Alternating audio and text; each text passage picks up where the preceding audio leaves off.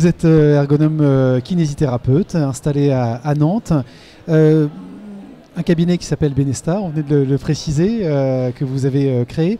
Et vous utilisez la prévention santé comme levier de performance pour les entreprises. Il faut nous expliquer le lien que vous faites entre la question, évidemment, les enjeux autour de la santé et la performance, les résultats, les performances économiques d'une organisation.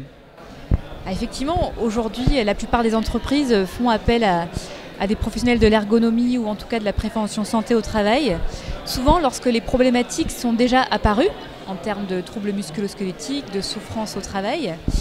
Mais finalement, il faut parfois aussi penser qu'on peut raisonner à l'inverse et que anticiper les conditions de bien-être au travail peuvent permettre justement de faire en sorte que les gens se sentent bien, que les gens se sentent bien, il y a moins de turnover, les gens sont plus présents à leur travail et forcément il y a une performance qui va avec et on voit souvent des résultats qui sont en corrélation avec ça. Quand ils viennent vous voir, il est souvent trop tard justement par rapport à l'anticipation que vous évoquiez? Pas toujours.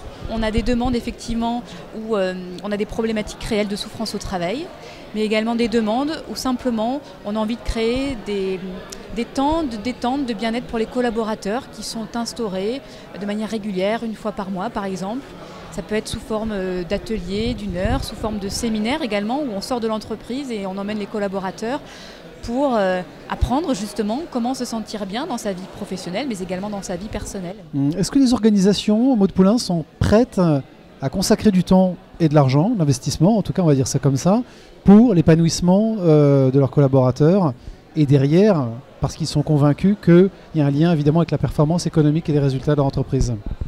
Alors les motivations sont directes, mais je pense qu'il faut qu'elles soient justes, ces motivations.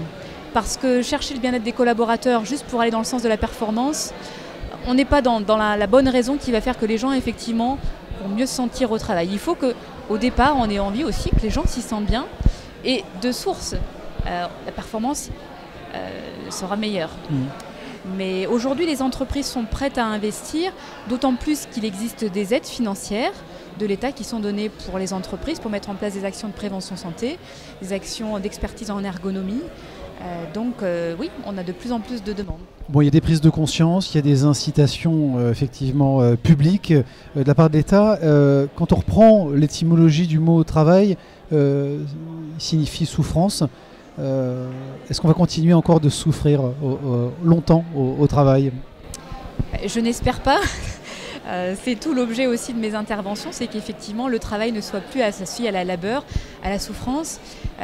On travaille aussi aujourd'hui, et ça a été très bien dit ce matin par Serge Marquis, on recherche au-delà du salaire, on recherche un épanouissement.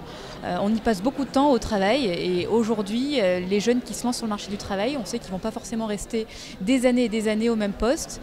Donc je crois aussi qu'il faut penser peut-être à fidéliser aussi ses collaborateurs et c'est une bonne manière. Est-ce que la position physique, pour entrer vraiment dans votre cœur de métier d'intervention, la position physique que nous avons pour la plupart d'entre nous à être en stationnaire pendant 6 ou 8 heures, voire 10 ou 12 heures par jour devant un ordinateur est sans doute un des problèmes à venir et déjà actuels de la plupart d'entre nous? Tout à fait, nous ne sommes pas faits pour rester des heures et des heures dans une même posture.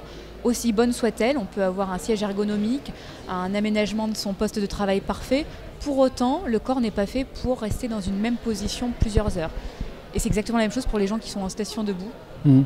Dans quel état justement physique vous voyez les gens qui arrivent chez vous, dans votre cabinet? Comment ils vous parlent de leur travail et des conditions de leur travail au quotidien?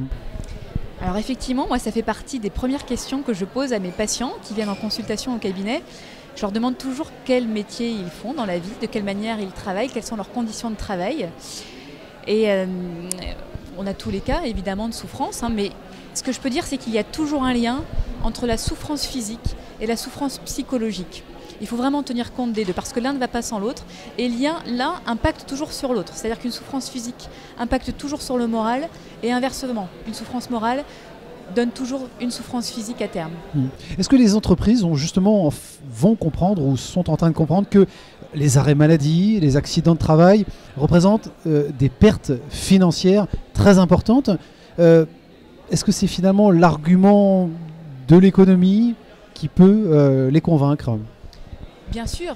plutôt que de rentrer par le bien-être en agissant directement de façon analytique et comptable. On sait aujourd'hui que les troubles musculo-squelettiques ont été multipliés par 13 ces 20 dernières années, ont engendré la perte de milliards d'euros pour les entreprises. Je crois que c'est 3,5 millions de journées de travail perdues pour les entreprises en ce qui concerne juste les problèmes de dos. Quand on sait que 2/3 des actifs en France ont consulté problèmes de dos, effectivement, c'est un argument qui peut être une porte d'entrée pour commencer à mettre du bien-être en entreprise. Maud Poulain, vous avez choisi d'être artisan du changement. Qu'est-ce qui vous a donné envie de passer le pas et de devenir un ou une artisan Eh bien, j'ai découvert les artisans et la fabrique l'année dernière, donc c'est quand même plutôt récent. Et j'ai tout de suite adhéré à la dynamique du collectif, les valeurs qui étaient portées et cette envie par chacune des entreprises représentées ou des talents individuels de replacer l'humain au cœur des enjeux des entreprises. Et c'est en ça que je me suis reconnue et j'ai postulé donc à l'association. Voilà, et avec grand plaisir aujourd'hui pour partager autour de ces sujets. Alors 2 jours, qu'est-ce que vous êtes venu chercher vous dans cette 4e édition de la Fabrique du Changement ? Alors aujourd'hui, j'ai eu la chance d'animer ce matin une conférence autour justement de la santé au travail et de ses enjeux. Et puis de co-animer cet après-midi 2 ateliers, un concernant les postures au sens large, les postures qu'elles soient physiques mais également d'ordre managérial. Et puis un 2e atelier sur l'importance du travail de l'attention, parce qu'aujourd'hui dans notre travail, mais également dans notre vie personnelle, eh bien, notre attention a tendance à être complètement divisée par tous les stimuli extérieurs. Et on a une souffrance aussi morale qui est liée à ça. Vous m'avez trouvé attentif là pendant l'interview ? Complètement, en écoute active, parfait. Bon, impeccable. Peut-être dernière chose, depuis le démarrage de cette 4e édition, un fait marquant depuis ce matin sur ce que vous avez vu, vécu, des conférences auxquelles vous avez assisté dans les temps qui vous étaient impartis, libérés. C'est surtout ce que j'ai ressenti parce que du coup effectivement j'étais quand même bien occupée, mais j'ai ressenti en tout cas auprès des participants un enthousiasme, une très belle énergie et une très belle dynamique qui a permis de nous porter, nous aussi les intervenants. Et donc c'était très agréable d'échanger et d'aller dans cette idée de co-construire un avenir qui puisse être meilleur. Merci beaucoup Maud Poulain et très belle 4e édition. Merci Clément. Belle fin de journée, au revoir.